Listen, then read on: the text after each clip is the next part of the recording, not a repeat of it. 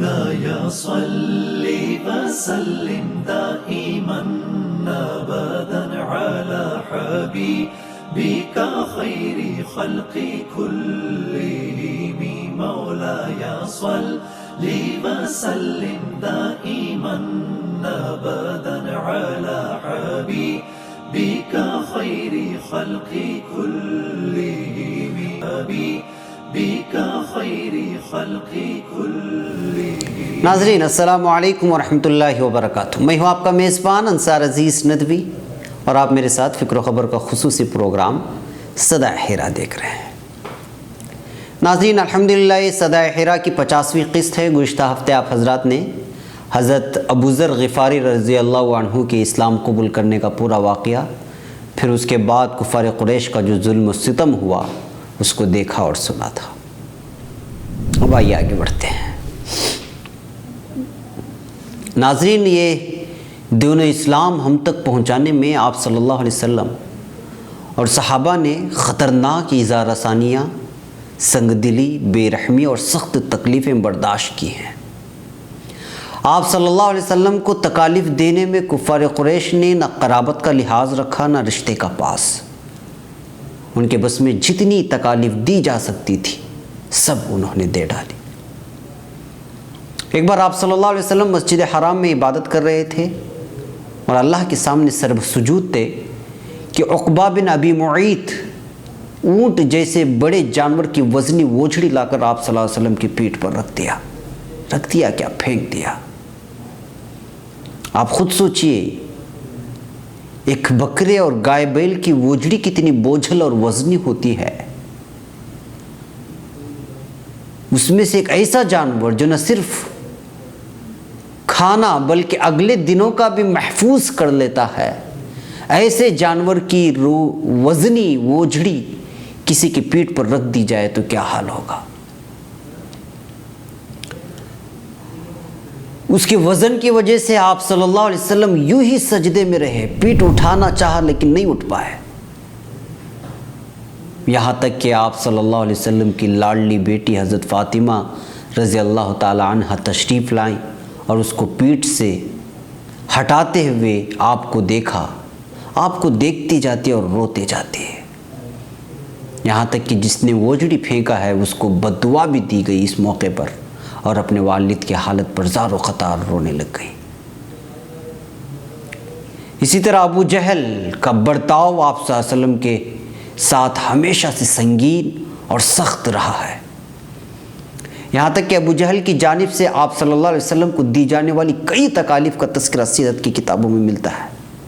اسی میں سے ایک دن آپ صلی اللہ علیہ وسلم کوہ صفا پر تشریف رکھتے تھے کہ یہاں سے ابو جہل کا گزر ہوا اور آپ صلی اللہ علیہ وسلم کو دیکھ کر عادت سے مجبور اس نے بہت ہی سخت الفاظ کا استعمال کرتے ہوئے آپ صلی اللہ علیہ وسلم کو برا بھلا کہنا شروع کر دیا. اسی واقعے کو سیرت ابن ہشام میں کچھ یوں تفصیل سے بیان کیا گیا ہے کہ کوہ صفا کے قریب رسول اللہ صلی اللہ علیہ وسلم کے پاس سے ابو جہل گزرا. اس نے آپ صلی اللہ علیہ وسلم کو تکلیف دی اور سخت سست کہا، آپ کے دین کی عیب جوئی کی اور آپ صلی اللہ علیہ وسلم کے معاملے کو کمزور بتانے کا موقع پا لیا جسے آپ ناپسند فرماتے تھے.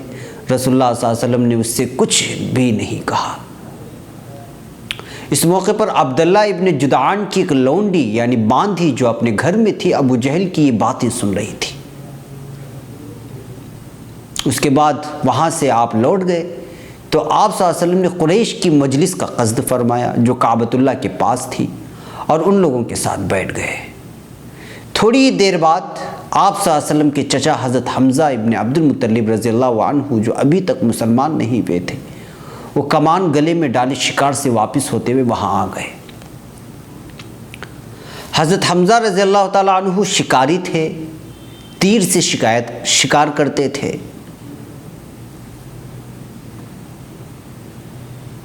اور اکثر شکار کے لیے نکل جایا کرتے تھے. جب کبھی وہ شکار سے واپس آتے تو اپنے گھر والوں کے پاس نہیں جاتے تھے یہاں تک کہ کعبۃ اللہ کا طواف نہ کر لیتا ہے.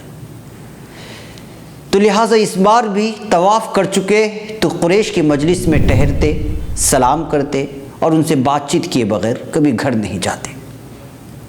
وہ قریش کے اعزاز رکھنے والے جوان مرد، خوبرو اور سخت طبیعت مزاج تھے۔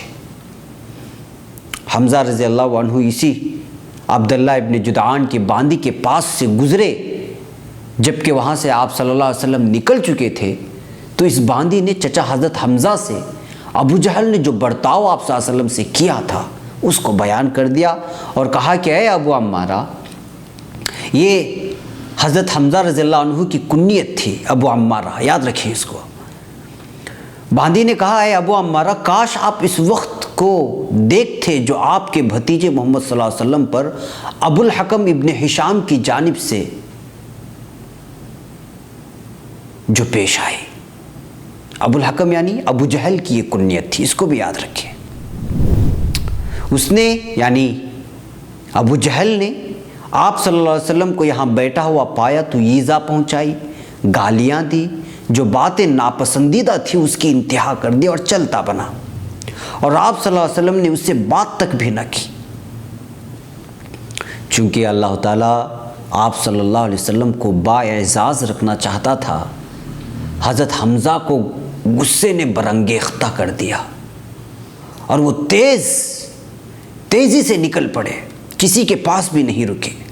جب مسجد میں داخل ہوئے تو ابو جہل کو دیکھا کہ لوگوں میں بیٹھا ہوا ہے تو یہ سیدھے اسی کی طرف چلے، قریب جا کر اپنی کمان اٹھائی اور اس زور سے مارے کہ اس کا سر زخمی ہو گیا، اور کہا کہ تو آپ صلی اللہ علیہ وسلم کو گالیاں دیتا ہے، لے میں بھی انہی کے دین پر ہوں، میں بھی وہی کہتا ہوں جو وہ کہتے ہیں، اگر تجھ سے ہو سکے تو وہی برتاؤ مجھ سے بھی کر جو آپ صلی اللہ علیہ وسلم کے ساتھ اختیار کیا۔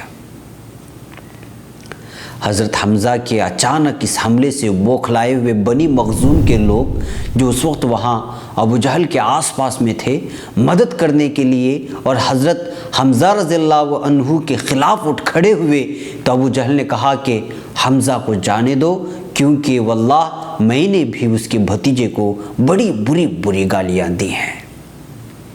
آخر حمزہ رضی اللہ عنہ نے اپنے اسلام کو مکمل کر لیا اور رسول اللہ صلی اللہ علیہ وسلم کی پیروی زبان سے بھی کی۔ ناظرین، جب حضرت حمزہ رضی اللہ عنہ نے اسلام اختیار کیا تو قریش کو معلوم ہو گیا کہ اب رسول اللہ صلی اللہ علیہ وسلم قوی اور محفوظ ہو گئے ہیں۔ موقع پانے کے باوجود یہ لوگ آپ صلی اللہ علیہ وسلم کو ایذا رسانی سے دور رہنے لگے تھے اور آپ صلی اللہ علیہ وسلم کو تکلیف دینا کم کر دیا تھا۔ ناظرین، یہ تھی تفصیلات آپ صلی اللہ علیہ وسلم کو تکلیف دیے جانے اور حضرت حمزہ رضی اللہ عنہ کی ایمان لانے کی۔ یہاں مجھے رکنے کی اجازت دیں کیونکہ وقت طویل ہو چکا ہے۔ انشاءاللہ اگلے ہفتے اور بھی کچھ واقعات کے ساتھ میں آپ کی خدمت میں حاضر ہوتا ہوں۔ آپ فکر و خبر سے جڑے رہیں، کیونکہ یہاں نہ خبروں کا سلسلہ تھمتا ہے نہ خصوصی پروگراموں کا۔